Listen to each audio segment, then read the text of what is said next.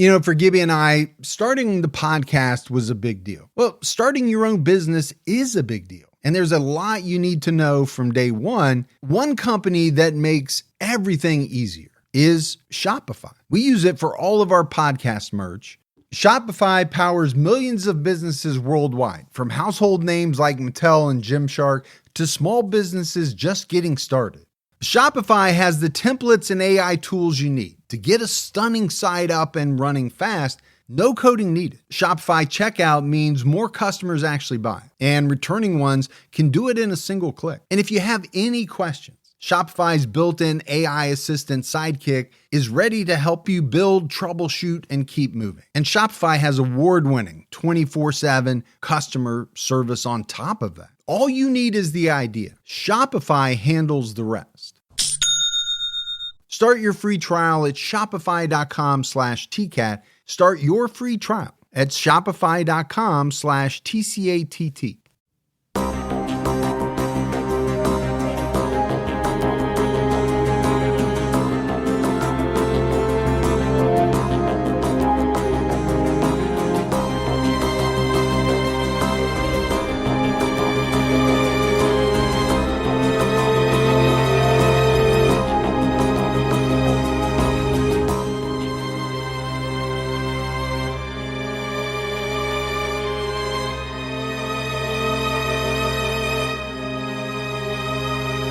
Hello, everyone, and welcome to episode 512 of the True Crime All the Time podcast. I'm Mike Ferguson, and with me, as always, is my partner in true crime, Mike Gibson. Gibby, how are you? Hey, I'm okay, man. I mean, got this kidney stone I'm trying to get rid of, but outside of that, I'm good. How about you? Yeah, no, I'm doing great, feeling good, but you shocked me with that news yesterday. Well, kidney stone and invading. Never fun. They hurt, man. Do. I do not like them at all, so I'm feeling for you on that one. Yeah, I heard it was your birthday too. Yeah, not today, but yeah, I had my birthday earlier this week. Happy 63rd. I appreciate it. You're only 10 years off, but sometimes I feel like 83. Do you? Yeah, sometimes. Sometimes you look like you're 83. Sometimes I do. Yeah. I appreciate that, though. Let's go ahead and give our Patreon shout-outs. We had Deborah Love. Hey, Love. Amy Howard. What's going on, Amy? Katie Hogg. Hey, Katie. Karina Flores. Oh, hey, Karina. Ashley Hughes. Thanks, Ashley. Beth Lawler jumped out to her highest level. Love me, Beth. Thank you. Did you say love me? I love me some Beth, but I said love me, Beth. She's like, okay. And last but not least, Kate Ash. Hey, Kate. And then if we go back into the vault, this week we selected Don Black. Hey, Don, appreciate that. Yeah, appreciate all the Patreon support. We also had some great PayPal support from Jody Reynolds. Look at Jody coming over on the top like that. Yeah, very much appreciated. Very much. I don't think you should be telling people to love you. I mean it in a loving care, like love me. Love me. Very demanding. Love me, damn it. All right, so we have an episode out right now on True Crime All the Time Unsolved where we're talking about Katie Janess. She and her dog were stabbed to death in Piedmont Park in Atlanta, Georgia in 2021. So this case is not that old. No, it's not. And almost 5 years later, her murder remains unsolved, and we dive into all the details. And then on Thursday's TCAT, we're talking about the 1998 murder of 5-year-old Quatisha Maycock. And this is a horrifying story, Gibbs. She was murdered by a man who her mother befriended, thought was a good guy. Turned out he was a terrible person. Very terrible. Who had a criminal history longer than yours and much, much more horrible. Yeah. It was a rough one to do, but it's such a good case. Like you said, this guy, his record and the things that he attempted, I'll leave it at that. Yeah. Yeah. We don't want to give too much away, but definitely check it out. All right, buddy. Are you ready to get into this episode of True Crime All the Time? Yes, I am. We are talking about Ann Mineko Racz. In April 1991, Ann Racz served her husband John divorce papers. After 19 years of marriage, 4 days later, Ann dropped their 3 children off for a visit with John and left to buy them food. She was supposed to return promptly, but Ann has never been seen or heard from since. serving divorce papers, that's got to be rough. You know, I mean, look, I've been divorced. I never had to have the papers served, you know, but if you're serving them or being served, that means maybe you don't know what's coming. Sometimes I think that happens. Like, you just don't know. And then that's how you find out. That would be rough. It would be. Now, maybe you have an inkling that the marriage is not doing great, but to be surprised with divorce papers, that could really throw somebody for a loop. Ann Mineko Racz was born on January 17th, 1949 in Hawaii. Ann came from a Japanese-American family. She was married to John Racz, and they shared 3 children. They lived in the Valencia neighborhood of Santa Clarita, California. Did you ever see that show, The Santa Clarita Diet? I seen like previews for it. Yeah, I never watched it. Yeah. I'm pretty sure Drew Barrymore was some kind of vampire or something. I'm trying to think who the guy was in it. Yeah, he was kind of a well-known person too, but I can't remember. And us not remembering makes for great podcasts. It really does. I was like, well, you know, right now, somebody is listening going, a lot of people are it's like, such and such. Are you guys idiots? Yeah. Why can you not remember? Have you ever heard of Google? Google it while you're on, doing the podcast. Well, no, it'd be too easy. We never do. So John was a former LA County Sheriff Sergeant, but he retired in the 1980s and worked as an elementary school teacher in Compton. Ann was a devoted and caring mother. She was well known and popular in her community. She spent much of her time volunteering at her children's schools and at Newhall Presbyterian Church. Wish I could volunteer more. I wish you could too. I just do. I'm like, you notice I didn't say I wish I could volunteer more. I picked up on that pretty quick. I just wish I could find that time and that energy to do what these good people out there do. Well, to be fair, you and I do donate through our Patreon to some very, very worthy causes. We do. But donating your own time is that next level. It is. You do have a full-time job and podcast on top of it. That is very true. So you don't have a lot of free time. No. Not to mention the fact that you're engaged to someone who lives in Canada. Well, that is a 3-hour drive there and back every weekend. Yes. Ann and John were married for 19 years. By 1991, their children, Joanne, Glenn, and Caitlin, were 14, 11, and 7 years old, respectively. On April 18th, 1991, Ann separated from John. She took the kids and moved into a new apartment. The following day, she served him with divorce papers. At the same time, she was seeing another man and planned to be with him in the future. And then just a few days later, on April 22nd, 1991, Ann disappeared without a trace. That day, Ann dropped the 3 children off for a visit with John at the family home in Valencia. She planned to stop at a nearby McDonald's to buy hamburgers for the children. She was expected to return quickly, but she never did. Ann has not been seen or heard from since she pulled out of the driveway that day. Exactly when and who reported Ann missing is unclear, which, we'll get into in depth right later in the episode. What we do know is that police questioned John from the beginning, and he gave an unusual story to investigators. John told the police that Ann had gone on an extended trip, possibly to Japan. On April 22nd, he talked to Ann and told her he wanted to see their kids. He offered her $25,000 to take a trip and contemplate their marriage. That is kind of a strange story, right? One, you're saying she probably went to Japan because I told her she needed to take some time and think about, leaving me. And I offered her $25,000 of our money, right? Because it's got to be, they're still their money. It's their money. It's a story that I think would, kind of raise some eyebrows if you heard it. Not that it couldn't happen, but is it the most logical? John also claimed that he met with Ann twice in the 2 days following April 22nd, and that she called him from the LA airport, notifying him of her travel plans. Now, the one thing that is that John's going to be questioned. There's no way around that. Yeah. He's the husband. He's just been served divorce papers. Okay.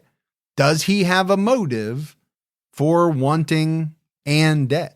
Possibly. Sure. He's got to be questioned. He has to be eliminated as a suspect. But he's saying, look, she called me 2 days afterwards. She's at the LA airport. She told me that she planned on, going here or there, right? Taking a trip. Yeah. Yeah. Detectives attempted to corroborate John's claims, but they suspected Ann was the victim of foul play. And that tells me right away that not only did they think John's story was a little fantastical, they probably didn't really believe him. Yeah. According to the Charlie Project, investigators found a cold pizza sitting on the kitchen table in Ann's condo. They thought this was odd because Ann was said to be a meticulous housekeeper who would not leave food out for long periods of time. You know who else is a meticulous housekeeper?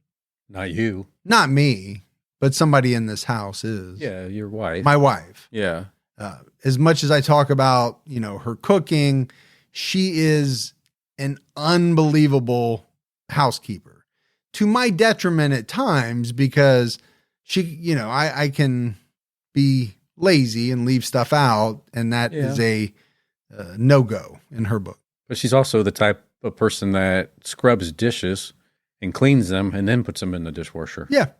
With soap and everything. I'm like, they're already clean now. Just put them away at this point. Just dry them off and put them away. Ann was also not the type of person to go on a trip without telling anyone. In fact, when she went on vacations, she liked to pre-address mailing labels so she could send postcards to her loved ones. All right, that's a little bit extreme. It is extreme, but it's those things that we talk about, right? People have routine. Yeah. Now, this is not an everyday thing, but it is a routine in that this is what she does when she, takes trips. She does have a routine when it comes to, keeping her house clean.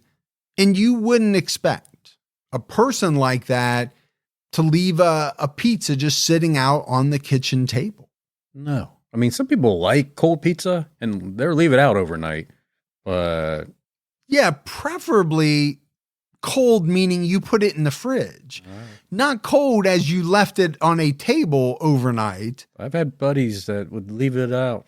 I did that in college because we didn't have a refrigerator big enough to put the pizza box in. But and you were okay just chancing it with your gut. Oh, at 19, who cares? Yeah. Who cares? You probably had enough alcohol in you to kill anything to kill anyway. Any bacteria. But, in my 50s, even in my 40s, 30s, I tend to take food safety a little differently than I did when I was 19 years old and in college.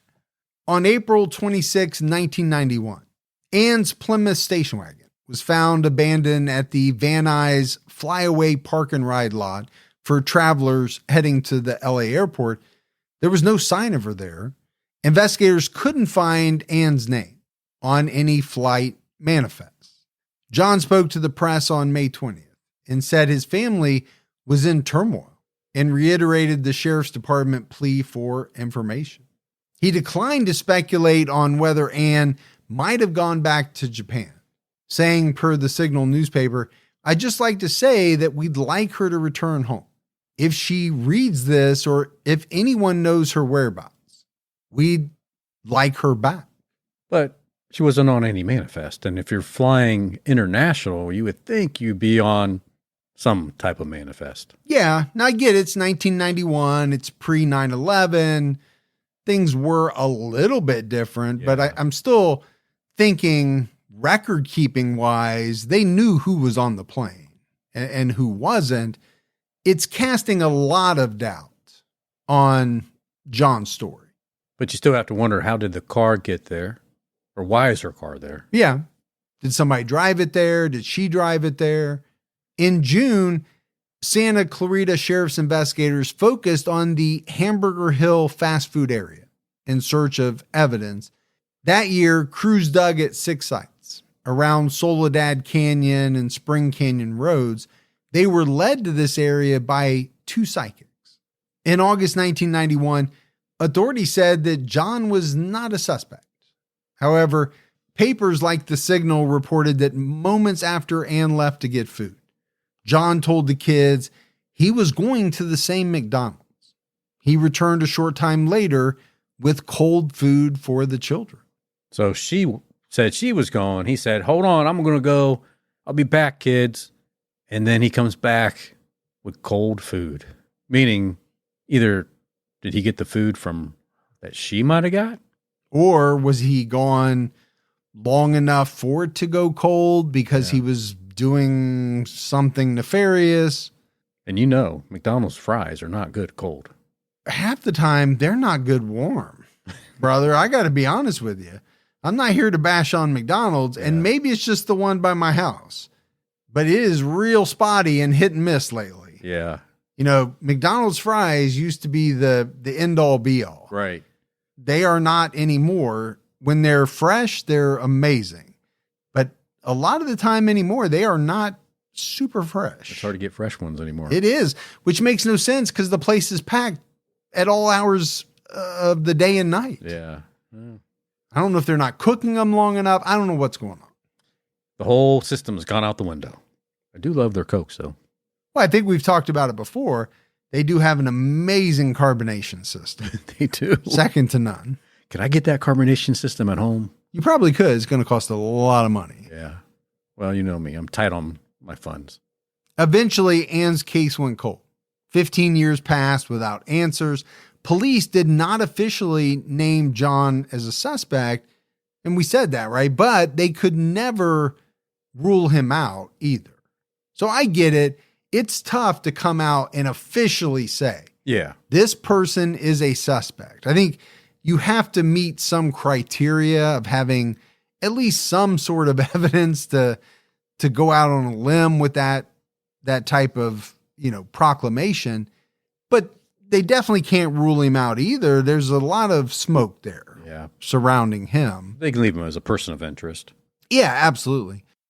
My wife and I just got back from Jamaica for my daughter's wedding. It was so relaxing, so comfortable. Part of that was my Quince wardrobe. I just keep coming back to Quince because they focus on well-made essentials that just naturally become those everyday staples you actually live in all season long. They have 100% European linen pants and shirts that are so breathable. They're easy to throw on, just starting at $34. And their tees are soft enough to live in all day. Everything at Quince is priced 50 to 80% less than similar brands. They work directly with ethical factories and cut out the middlemen, so you're paying for exceptional quality, not brand markup. And I can tell you right now, I live in their activewear flow knit line. All of it has become everyday essentials for me. And it's not just clothing. Quince has become a trusted favorite from everything from home to travel to everyday essentials. So make your summer wardrobe easier. Go to quince.com/TCAT for free shipping on your order and 365-day returns. Now available in Canada too. That's QUINCE.com/TCAT for free shipping and 365-day returns. Quince.com/TCAT. In June 2006, authorities announced that new information may lead to the recovery of Ann's body 15 years after she went missing. Detectives were awaiting a search warrant to investigate a possible gravesite. The Signal reported that John had since hired an attorney and refused to speak to police. I can't blame him. No. Now, is it because he was just tired of maybe being on the radar for so long, or was it because things were heating up in the case and he was getting a little worried? Things getting a little too close to home? Maybe. On July 7, 2006, detectives searched John's home in Valencia, but found nothing to indicate Ann was buried there. And it's not that people don't do it, but I feel like it's not the smartest thing in the world to murder someone and then bury their body on your own property. That's what Casey said. Yeah. He got away with it for a while. Yeah. I just feel like it's very hard if it's discovered to make any type of argument that you didn't know about it or you didn't have a hand in it. But think about how many serial killers did that, right? I mean, I was joking about Gacy, but Gacy and Herb... Baumeister. Yeah, a lot of people have done it. The husband, wife, the West family, the couple, Fred and Rosemary. Yeah, out on their back patio. I mean, it's like, well, even Ed Kemper. Yeah. I mean, there are a ton of people. I mean, they're just, I think they feel like they're never going to get caught. Yeah, I do think that about a lot of killers. Yeah. A company contracted by the sheriff's department used sonar to search 6 feet into the ground. There were a couple of spots that indicated a disturbance. The search continued and cement was dug up, but nothing was found. But what it did, this dig, was prompt investigators to reopen the case. In October 2006, John Racz was indicted for murder. The grand jury heard from 19 witnesses, including John and Ann's now adult children. John was arrested on October 21st, 2006, as he stepped off a flight from Thailand. Detectives were tipped off about his arrival to the U.S. by Thai officials. Collaboration. Yeah. Now, is it that he just decided he wanted to visit Thailand? Maybe. Was he running from somewhere? Did he think that was someplace they couldn't get him? I don't know. Yeah. Maybe he just liked going over the Thai land. Maybe. Captain Ray Peavy was the one who ordered Ann's case to be reopened. He told the LA Times after the arrest, "We attempted to eliminate him as a suspect, which we would do in any case involving the death of a spouse. We were never able to eliminate him. In fact, the harder we looked at the case and the more information we gained, the better he looked as a suspect." Which makes sense, right? I don't know how you could arrest somebody for murder just because you're unable to eliminate them. You've got to have more than that. But as you take, each look deeper and deeper, and that person becomes a greater suspect or person of interest, then, obviously you're going to shift your mindset. Peavy acknowledged that detectives still had work to do in building their case because Ann's body had not been found. And we know that, right? We've heard it time and time again. Yeah. The nobody cases are harder. They're being prosecuted more and more and have been over the years, but I still think they're a little tougher. John's attorney denied that he was involved and accused one of the original detectives of having a personal crusade against his client.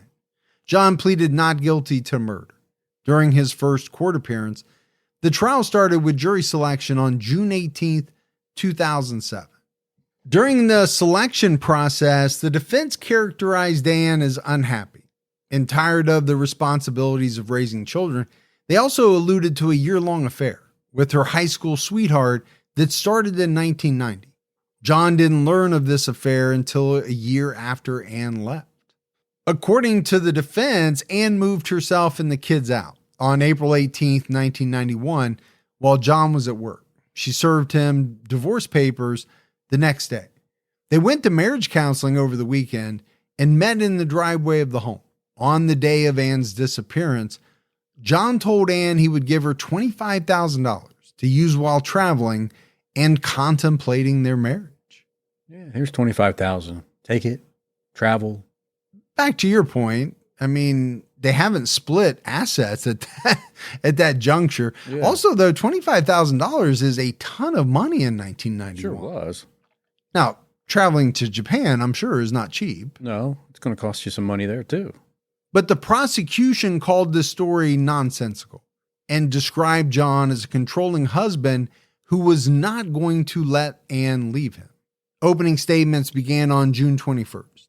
Prosecutors maintained that John killed Ann on April 22nd, 1991.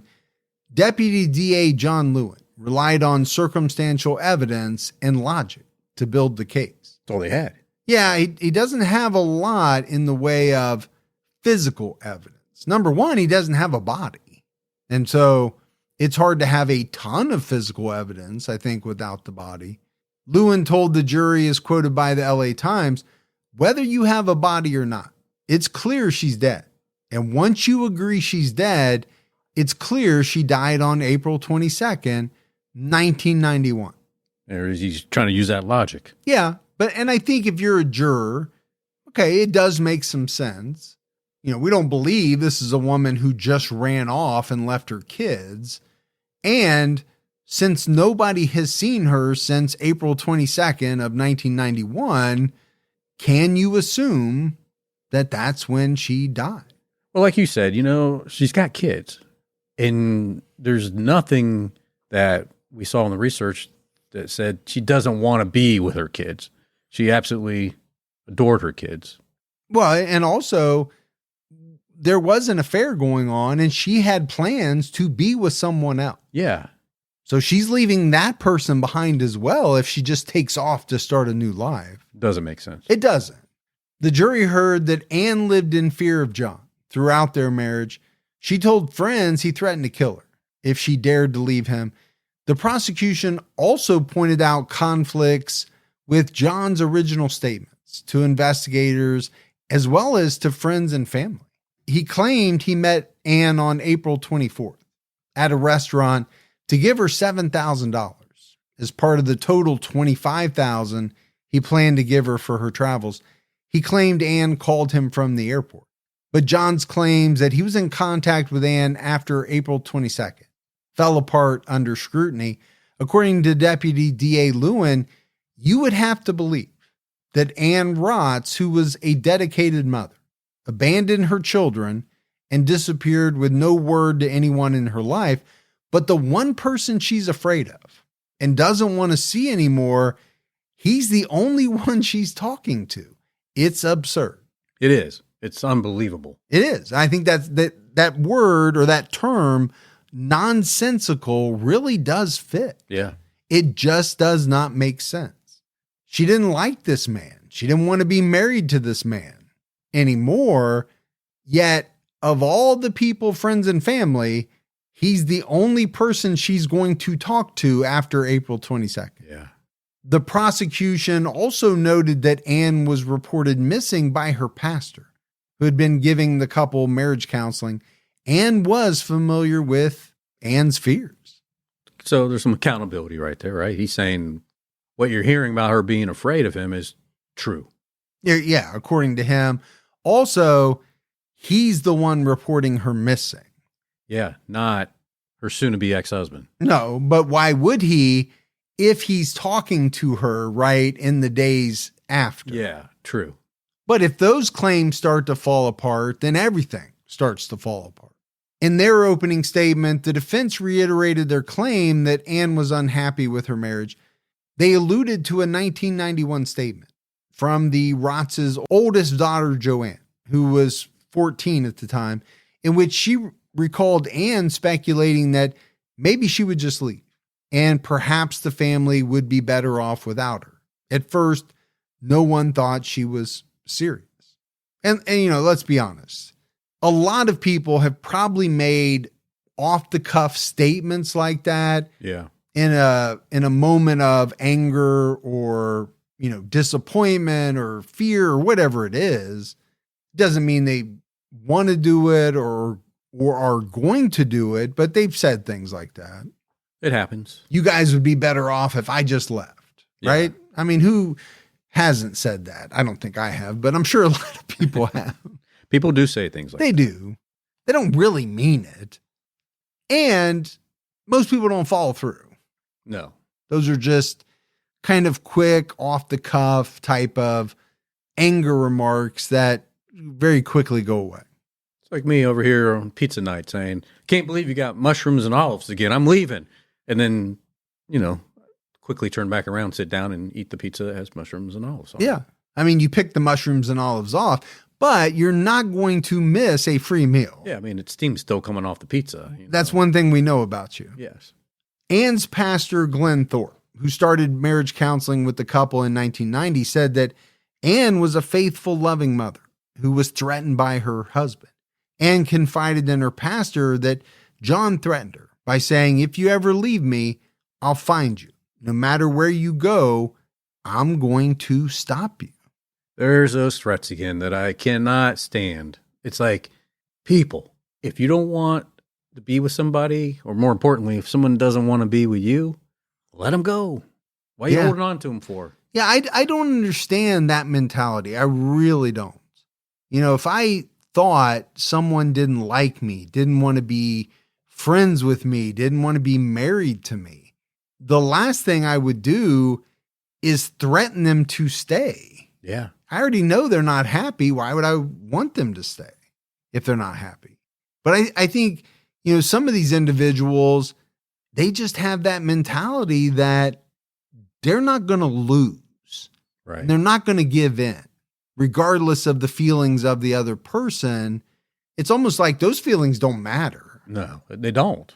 What I care about matters, and I want you to stay. I don't care if you're happy or not. And if you try to leave, then something bad is going to happen. Yeah, because that's real love right there, right? And maybe in their mind, in some warped way it is. I don't know.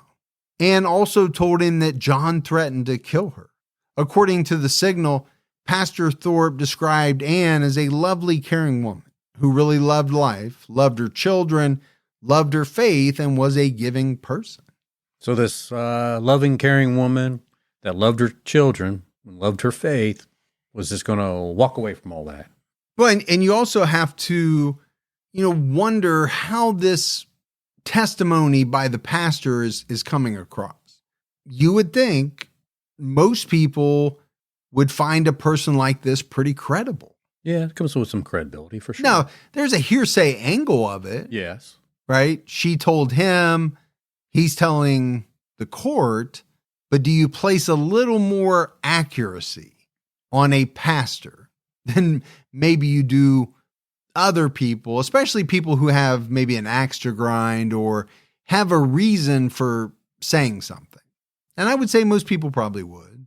Ann had long felt controlled by John and was forced to do things she didn't want to do. She felt suffocated. And this is the pastor talking. He said the control extended into their sex life.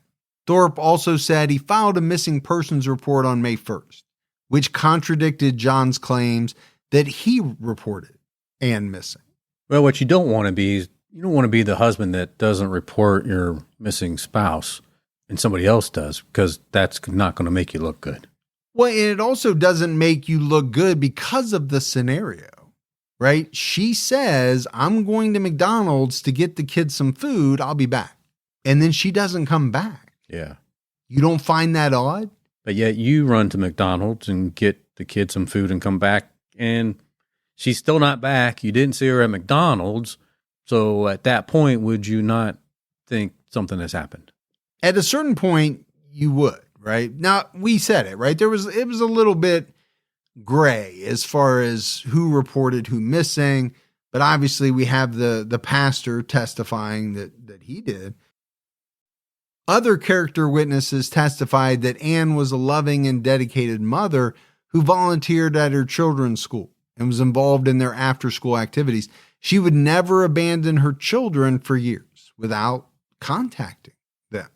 And I feel like that about most mothers. There are some who do it. We've seen it happen. But by and large, most mothers would never abandon their children. No, it'd be tough. Peter Dana, the retired principal of the elementary school, where John taught after retiring from the police force, testified that John lied about filing a missing persons report. On April 18th, 1991, John called him and said his wife had taken the kids and left him and asked for some time off work.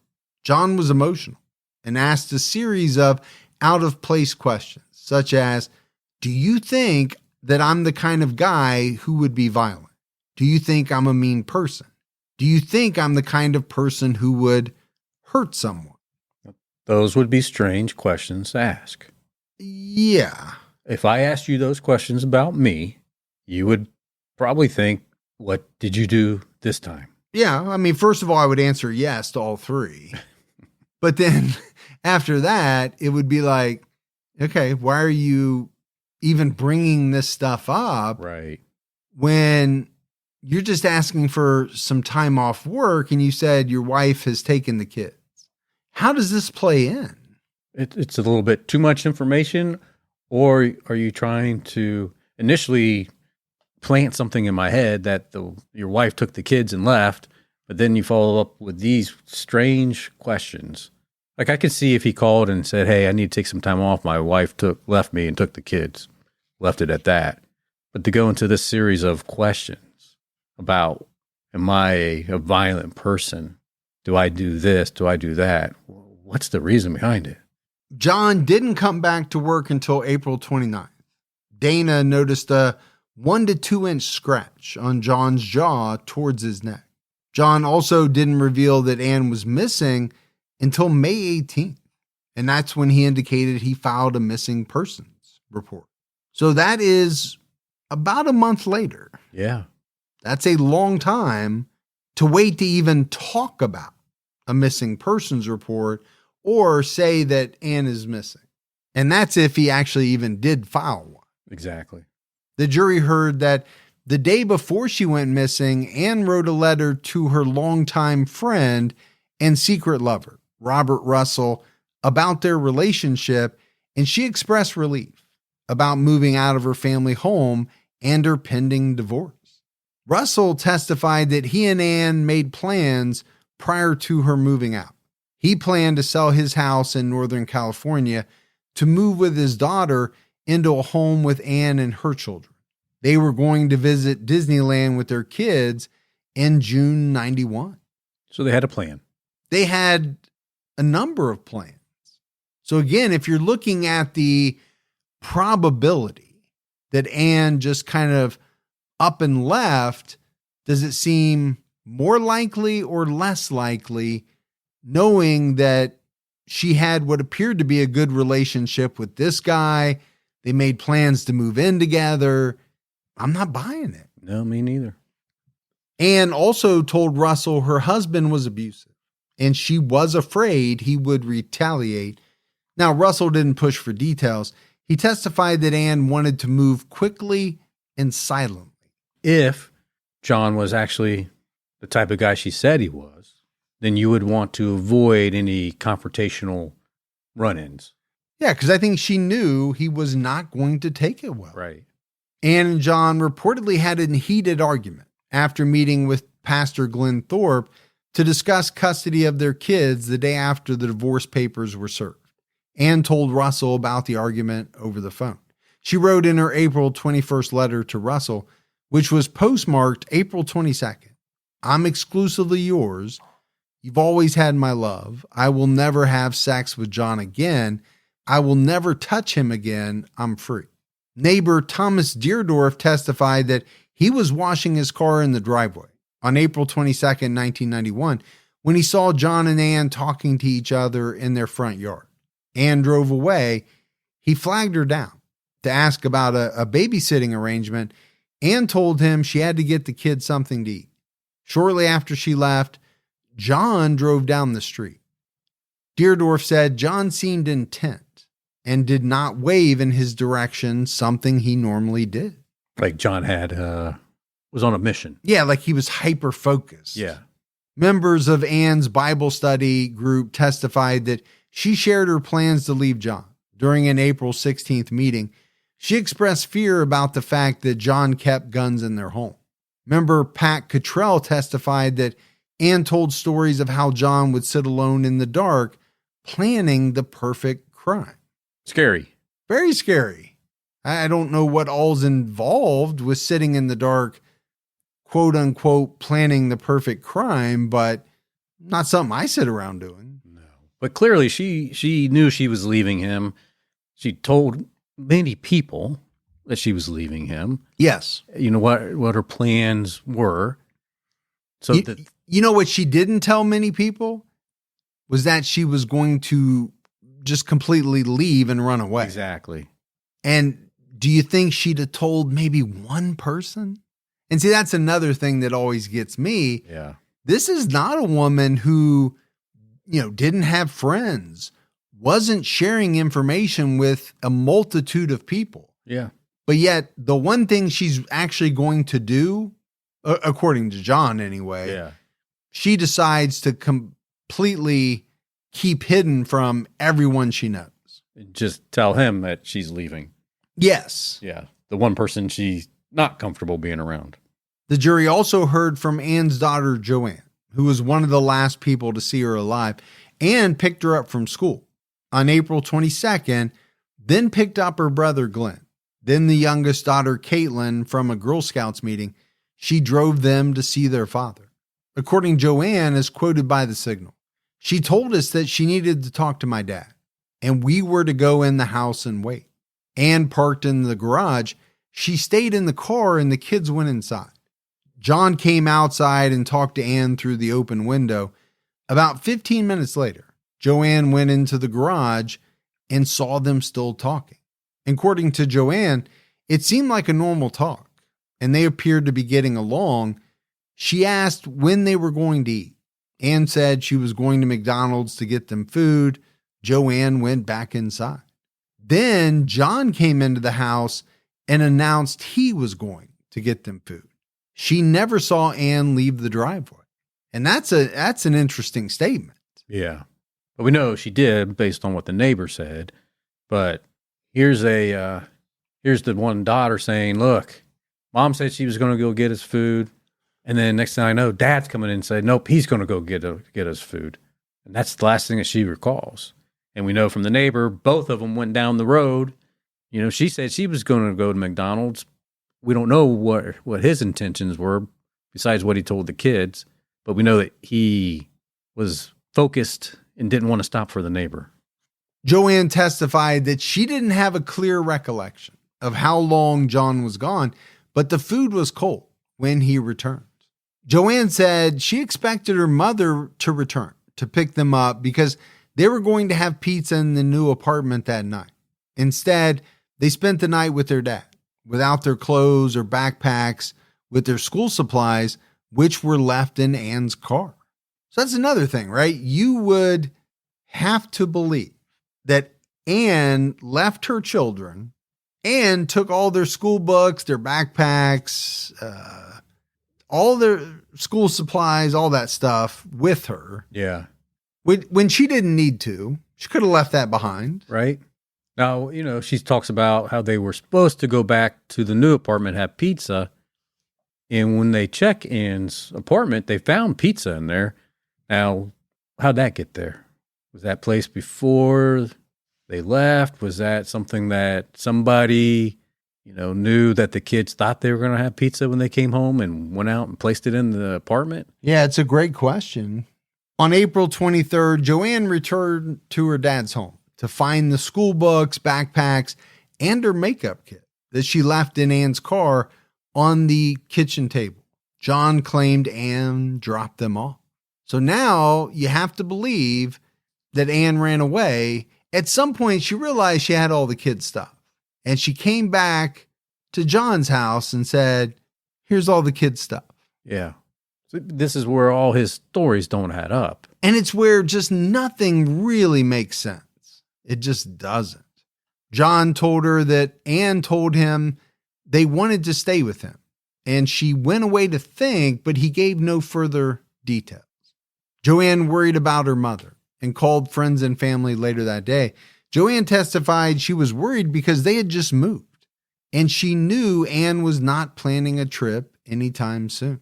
She didn't believe her dad, and she persistently questioned him about where Ann might be. She was so frustrated that she theorized her mom must be dead during a May 1991 interview with investigators. Wow. And I think that says a lot if you're an investigator. It does.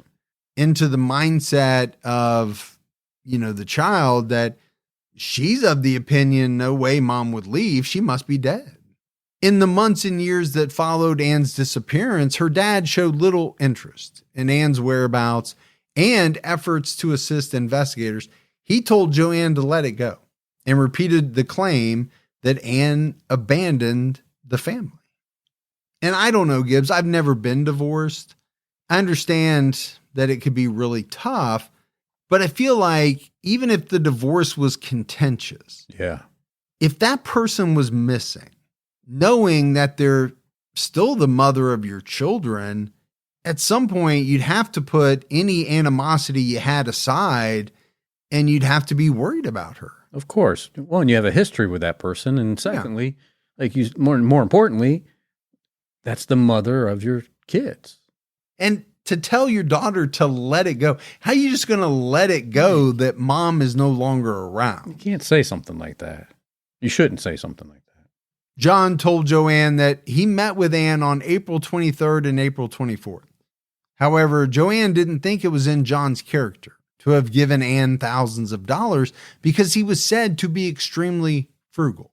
And I am looking at someone who I know is extremely frugal. And I don't even know if frugal captures it. So if you had any type of story that revolved around you giving someone,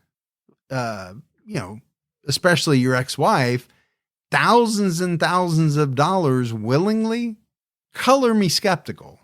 You used the word willingly. Yeah. Aside from any court-ordered money that you have to give her. There's a big difference. There is a big difference there. But you know what I'm saying? Yeah. Like if you came to me and said, wow, I gave her some money to go take a trip and nobody's ever heard from her again. Yeah. I'm probably going to be testifying at your trial. Yeah. You're like, here's a number to a good defense attorney. Because that story's not adding up at all. I got to be honest with you. Judith Carter, a divorce lawyer and personal friend of Ann's, testified that Ann said she didn't love John and had told him so, but she was still afraid of him. When asked how John responded to Ann's confession that she didn't love him, Carter testified that Ann told her he was trying to change, but it was too late, and she wanted out of the marriage. Ann talked to Carter about an argument she and John had in the summer of 1990. John was so angry he broke his hand by pushing on the door, which scared Ann. I do think Ann was scared, based on all the different things she said. Now, could she have been lying? Yeah, I guess possibly. But she was confiding in a lot of different people, including a pastor, her pastor. Yeah, I mean, there's a lot of people that knew. And are corroborating her story. Right. You know whose story is not able to be corroborated? Yeah, John's. Nancy Newhall, a Valencia resident who knew Ann through the HOA, testified that on April 25th, 1991, she saw Ann driving near the intersection of Wiley Canyon Road and Lyons Avenue in Newhall. They acknowledged each other. However, it seems that this remains an unconfirmed sighting. Yeah, people can be confused on what they see when they saw it and who they thought it was. They thought it was somebody, and it turns out not to be. The jury later heard from Ann and John's other children, Glenn and Caitlin, who testified about their experiences with John after their mom went missing. In closing arguments, the prosecution told the jury that John's story just doesn't work. John was the only one with the motive, means, and opportunity to kill Ann. John didn't want her to get half of the estate, and he knew of her affair with Robert Russell. Prosecutor Beth Silverman argued that John followed Ann to McDonald's, and he knew of the undeveloped area near the McDonald's, and he had all week to dispose of the body. He had plenty of time to set up a cover-up. Man, so many times, Gibbs, it just comes back to love/hate, divorce, custody, money. Yeah. So many stories do. It's like a repeat. Well, money is such a big thing. It is. To so many people. Now, I'm still surprised that so many people decide to kill for money. I understand money's important. But to kill for it? But to make the decision that it's more important in somebody's life, that's a tough one. Especially somebody you're supposed to have loved at one point or still love, and you have kids with them. So you are taking away, if you're the killer, your kids' mom. Yeah. And you're changing the trajectory of their life and altering it. Not in a good way. No, there's no way it's in a good way. The defense argued that there wasn't enough evidence to convict John beyond a reasonable doubt. The investigation was incomplete, and John was blamed from the beginning. They also pointed out inconsistencies in witness statements throughout the case. And I'll be honest, this is a pretty much a circumstantial case. They can't 100% Gibbs say that Ann is dead. Now you can theorize it by the fact that nobody has seen or heard from her since 1991. Yeah. In the prosecution's rebuttal, Deputy DA John Lewin called Ann Racz one of the heroes in this case.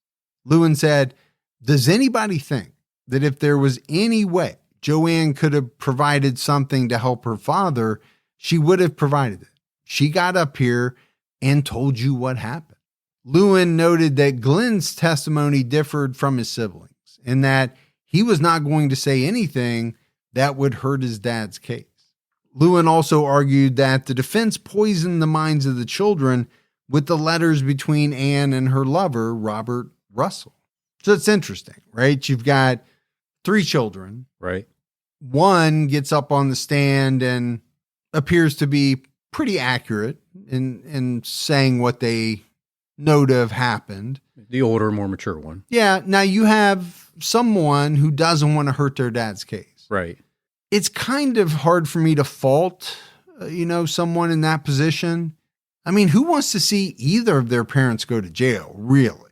No, I mean, it's your mom and your dad. You love them both, right? You don't want to hurt either one. And I'm sure there's a doubt, right? Or you may be sure that your dad would not have done it. Well, if the defense attorneys are going to read you these letters that your mom wrote some other guy, that could put some doubt in your head. Like, why would she talk to that guy like this? Why would she say things like that? Why would she want to hurt dad? On August 22nd, 2007, John Racz was convicted of first-degree murder. Deputy DA Beth Silverman said outside court, per the Monterey Herald, given that she had filed for divorce, moved out of her husband's house 4 days before she disappeared, served him with papers 3 days before she disappeared, and told a number of her friends how afraid she was of him. Yeah, I think it was a fairly compelling case. Well said. Yeah, I think it is. Now, defense attorney Philip Israels argued that John was at a disadvantage because he was charged many years after the alleged crime. He said, "I think the fact is that after 16 years, there were witnesses that were lost. There was an investigation that was almost impossible to do." Israel noted that the absence of the body was one of several important elements missing from the prosecution's case. He said there was no crime scene, there was no murder weapon, there were no witnesses, and no opportunity. Now, there were no witnesses to the actual murder, Right. but I would argue with the fact that there was no opportunity. And there were witnesses, right? The neighbor saw him pull out right after Ann. That's right. Going the same way. The kid said he was going to McDonald's right after Ann said she was going to McDonald's. So there were some witnesses, but I think he's saying there's no body, so you don't know how she died. There were no witnesses to the crime. And that is all true. Yeah. And you can say there's no murder weapon, like he said, but we don't know what the murder weapon would be because we don't have a body. But sometimes those are things that a jury really wants to know. First of all, prove to us that she's dead. Now, after 16 years, I think some jury members can easily believe, hey, this person is not alive. But there's going to be people that have trouble with that. Yeah. On September 14th, 2005, John was sentenced to 25 years to life in prison. He said in court, "All my life, I tried to be a good husband to Ann, my wife. She's still my wife. When Ann left, she left on her own. I did not kill my wife. I raised my children the best I could. I'm a good father. I love Ann and I love my children." Well, and honestly, what else is the guy going to say? Yeah. Even if he did do it, there's no reason for him to come out and say he did it. If Ann did run away, which is unlikely. I think it's unlikely. Well, let's just say she did. She doesn't seem like the type of person that would allow her children's father to be arrested and Charged with murder and sent to jail. That's a great point. Right? I mean, she just didn't seem like that was her personality. Well, that's a great point because you would have to believe that she was okay with that because I'm sure she would have been following the news. She was okay with this new boyfriend who she obviously had a great deal of affection for. She planned on moving in with him, never talking to him again. Right. And she would be okay with never talking to her kids again. And this is kind of the problem I have, is that if you want to run away, run away. But why does that have to preclude you from reaching out to your children and saying, hey, just want you to know I had to get away. I can't do it anymore. I still love you, but I'm okay. And the same with her boyfriend or whatever. That's why it just doesn't make sense that she would just run away, because she adored her kids. Everybody said so. And she would not want to put them through that she's possibly missing and then turn around and have them have to go through the rest of their days knowing that their dad's locked up in prison. Yeah. Yeah. And that's why I just don't believe that that's the case most of the time. You know, as we wrap this one up, Gibbs, this is a case where the prosecution relied heavily on circumstantial evidence. But as they stated in their argument, John was the only one with the motive, means, and opportunity to kill his wife.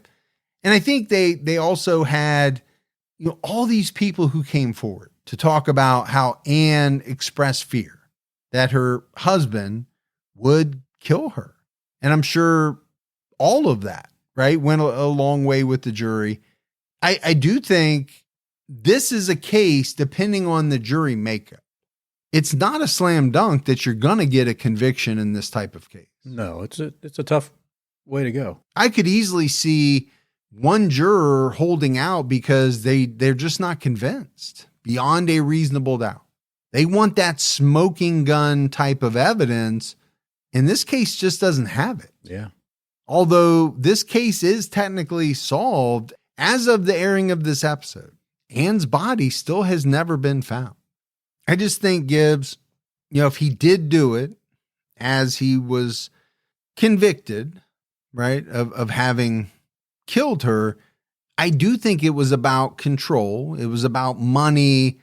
He was mad she was leaving him. He was mad that she was moving on with this other man. I mean, we see it time and time again. Some of these people just cannot handle the fact that they're losing control. Someone doesn't want to be with them anymore. I get it. It's a bad situation. Yeah. But it's not the end of the world. No. And it's certainly no reason to kill your wife, to kill the mother of your children. And how you even make that decision, I will never understand. If we do this podcast for 20 more years, right, I'm never going to understand it. Yeah. Just move on with your life. Exactly. Exactly. If this would happen today, we would know more, I think, because of all the cameras and stuff, right? Because, and you know, through McDonald's and getting into McDonald's and back from McDonald's, and how did her car end up down at the airport? I think we would have maybe some visuals to go with that. Yeah, I'm right with you. I think the video evidence alone would probably go a long way. Yeah.